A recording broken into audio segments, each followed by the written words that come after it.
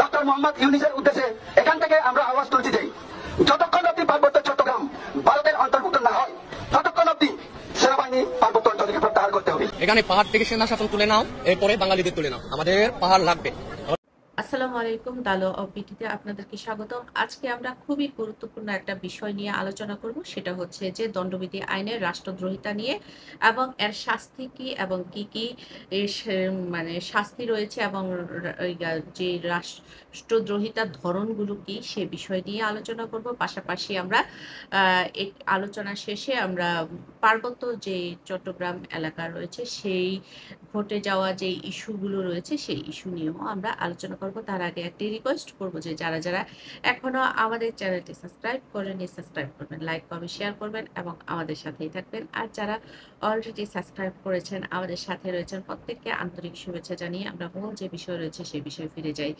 বাংলাদেশের দণ্ডবিধির প্রচলিত আইনের ১২১ ধারা থেকে ১২৬ ধারায় রাষ্ট্রবিরোধী অপরাধের প্রকৃতি এবং শাস্তি সম্পর্কে বর্ণনা দেওয়া হয়েছে। রাষ্ট্রদ্রোহিতা আইনে দণ্ডবিধি ১৮৬০ সালের আইনের ধারা ১২৪-এর কয়ে রাষ্ট্রদ্রোহিতা কি এবং এর শাস্তি সম্পর্কে বলা হয়েছে। কোনো ব্যক্তি যদি তার লিখিত বা উচ্চারিত কথা বা উক্তি দ্বারা অথবা চিহ্নাদি দ্বারা অথবা দৃশ্যমান কোনো প্রতীক সহায়তা বা অপর কোনোভাবে বাংলাদেশের আইন অনুসারে বৈধ প্রতিষ্ঠিত সরকারের প্রতি ঘৃণা বা বিদ্বেষ সৃষ্টি করে বা করার চেষ্টা করে বা বৈরিতার উদ্রেক করে বা করার চেষ্টা করে, তবে সেক্ষেত্রে সেই ব্যক্তি যাবজ্জীবন কারাদণ্ড অথবা ৩ বছর পর্যন্ত মেয়াদের কারাদণ্ডে দণ্ডিত হবে, পাশাপাশি অর্থদণ্ড যোগ করা হবে। এখন এই রাষ্ট্রদ্রোহিতার মামলা কিন্তু রাষ্ট্রপক্ষ নিজেই বাদী হয়ে করে থাকেন, তবে ঘৃণা, বিদ্বেষ, বৈরিতা সৃষ্টি করার চেষ্টা ছাড়া সরকারের কোনো শাসন পরিচালনা বিষয়ে কাজ সম্পর্কে অসমর্থনমূলক অভিমত বা মন্তব্য প্রকাশ করা এই ধারার মতে অপরাধ বলে পরিগণিত হবে না। ১২১ ধারায় বলা হয়েছে যে বাংলাদেশের বিরুদ্ধে যুদ্ধ ঘোষণার উদ্যোগ বা যুদ্ধ ঘোষণায় সহায়তা করলে সেই ব্যক্তি মৃত্যুদণ্ড, যাবজ্জীবন কারাদণ্ড দণ্ডিত হবে এবং তদুপরি অর্থদণ্ডে দণ্ডিত হবে। ১২১-এর ক ধারায় বলা হয়েছে ১২১ ধারার দণ্ডিত অপরাধ সংগঠনের যদি ষড়যন্ত্র করে উক্ত ব্যক্তি তাহলে যাবজ্জীবন কারাদণ্ডে দণ্ডিত হবে, অর্থাৎ যুদ্ধ করা বা যুদ্ধের ষড়যন্ত্র যদি করে সেই ক্ষেত্রে। আর ১২২ ধারায় বলা হয়েছে বাংলাদেশের বিরুদ্ধে যুদ্ধের উদ্দেশ্যে অস্ত্রশস্ত্র সংগ্রহ করলে সেই ব্যক্তি যাবজ্জীবন পর্যন্ত কারাদণ্ডে দণ্ডিত হবে। ১২৩ ধারায় বলা হয়েছে এই ধরনের অপরাধ শুভম করার অভিপ্রায় ষড়যন্ত্র করলে, গোপনে যদি ষড়যন্ত্র করে সেক্ষেত্রে তাকে ১০ বছর পর্যন্ত কারাদণ্ডে দণ্ডিত করা হবে। ১২৩-এর ক ধারায় বলা হয়েছে রাষ্ট্রের সৃষ্ট নিন্দা করা বা উহার সার্বভৌমত্ব বিরূপে সমর্থন করলে বা এই মর্ম পরিচালনা চালালে তাকে ১০ বছর পর্যন্ত কারাদণ্ডে দণ্ডিত করতে হবে। তারপর হচ্ছে যে দণ্ডবিধির ১২৪ ধারায় বলা হয়েছে কোনো আইন ক্ষমতা প্রয়োগে বাধ্য করা বা বাধা দান করা অভিপ্রায়ে রাষ্ট্রপতি, গভর্নর প্রমুখ ব্যক্তিকে আক্রমণ করলে সেই ব্যক্তিকে ৭ বছর পর্যন্ত কারাদণ্ডে দণ্ডিত করা হবে। ১২৫ ধারায় বলা হয়েছে বাংলাদেশের সঙ্গে মৈত্রী সূত্রে আবদ্ধ এশিয়া শক্তির বিরুদ্ধে যুদ্ধ করার চেষ্টা করলে সেই ব্যক্তিকে যাবজ্জীবন কারাদণ্ডে দণ্ডিত করা হবে। শুধু দর্শক শ্রোতা, আমরা এতক্ষণ দেখলাম যে রাষ্ট্রদ্রোহিতা আর যেই ধরনগুলো রয়েছে সেই ধরনগুলো দণ্ডবিধি আইনের আওতায় যেই ধরনগুলো রয়েছে সেগুলো আলোচনা করলাম, পাশাপাশি এই ক্ষেত্রে এর শাস্তির বিধান সম্পর্কেও আলোচনা করলাম। এ থেকে মোটামুটি আমরা একটা জিনিস ক্লিয়ার হয়েছে যে রাষ্ট্রদ্রোহিতা করলে কতটা ভয়ানক শাস্তি তাকে পেতে হবে। সেক্ষেত্রে অনেকবার চিন্তা করতে হবে যে সে আসলে রাষ্ট্রদ্রোহিতা করছে কিনা। তার কথা বলার আমাদের প্রত্যেকেরই কথা বলার স্বাধীনতা রয়েছে, প্রত্যেকেরই সবকিছুর স্বাধীনতা রয়েছে, তবে সেটা বলতে হলে বা সেটা করতে হলে তার জন্য লিমিটেশনও কিন্তু আইনের রয়েছে।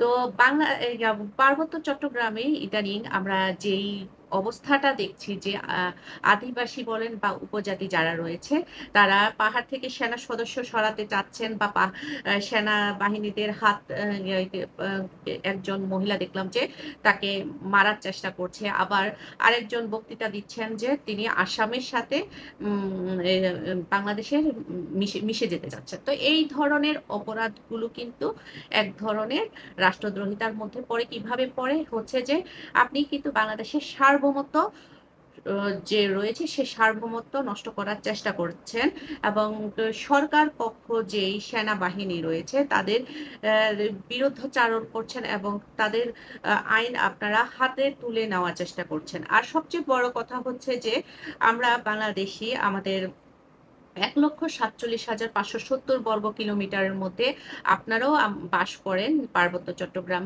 এলাকায়, পাহাড়ি এলাকায়। তো সেইখানে বাস করে কিন্তু বাংলাদেশের যত ধরনের সুযোগ সুবিধা রয়েছে, শিক্ষা, স্বাস্থ্য, তারপর চাকরি, সরকারি চাকরি, নাগরিকত্ব, সব ধরনের সুযোগ সুবিধা কিন্তু আপনারা ভোগ করছেন। তো ভোগ করার পর আপনি নর্মাল যারা সমতল এলাকায় রয়েছে, যখন আমরা পাহাড়ে ঘুরতে যাই সেক্ষেত্রে কিন্তু আমাদেরকে আর্মির প্রোটোকলে কিন্তু মানে আমাদেরকে পাহাড়ে ঘুরতে যেতে হয়। তো এই ধরনের যেই এই অবস্থাটা কোনোভাবেই কাম্য নয়। তো এই জায়গায় আমি বলতে চাই যে হচ্ছে যে রাষ্ট্রকে সুরক্ষা দান করা প্রত্যেকটা বাংলাদেশি মানুষের কর্তব্য এবং দায়িত্ব।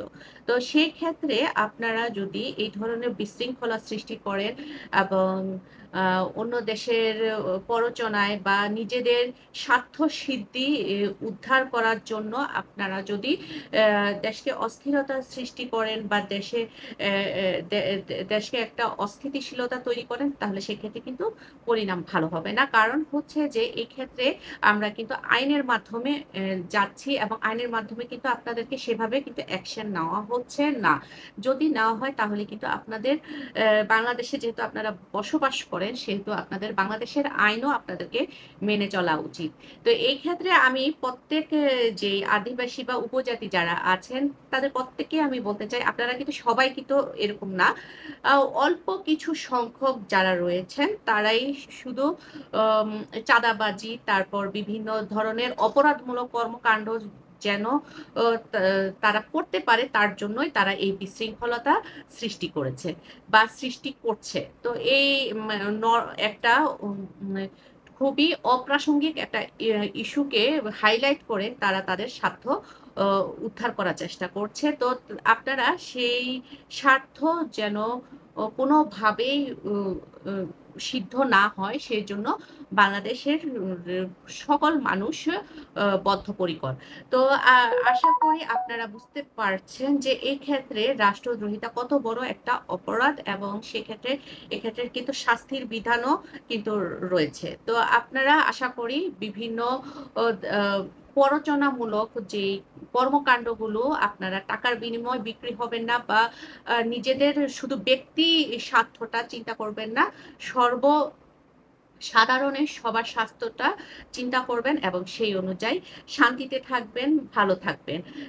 কারণ হচ্ছে দেশটা আপনারও আমারও, আর যেহেতু আমরা এই দেশে বাস করি, এই দেশের নাগরিক, এই দেশের সকল ধরনের সুযোগ সুবিধা আমরা ভোগ করি এবং আমাদের জায়গা থেকে প্রত্যেকের দেশকে সুন্দর করে সাজাবার আর অধিকার রয়েছে। আর সেই ক্ষেত্রে আপনার হচ্ছে যে অনেক কিছু আপনার পছন্দ নাই হতে পারে, কিন্তু সেক্ষেত্রে আপনি সবকিছুর একটা সিস্টেম আছে, সেই সিস্টেমের মাধ্যমে যেতে হবে। কোনোভাবে অরাজকতা বা নৃশংসতা সৃষ্টি করে সেটা উদ্ধার করা সম্ভব না। আর বাংলাদেশের সার্বভৌমত্ব নষ্ট করার অধিকার কারো নাই। আর আপনারা সবাই বাংলাদেশকে ভালোবাসবেন। আশা করি ভিডিওটি আপনাদের ভালো লেগেছে। আর যদি ভালো লেগে থাকে তাহলে লাইক করবেন, শেয়ার এবং সাবস্ক্রাইব করবেন। আজ এই পর্যন্ত। আল্লাহ হাফেজ।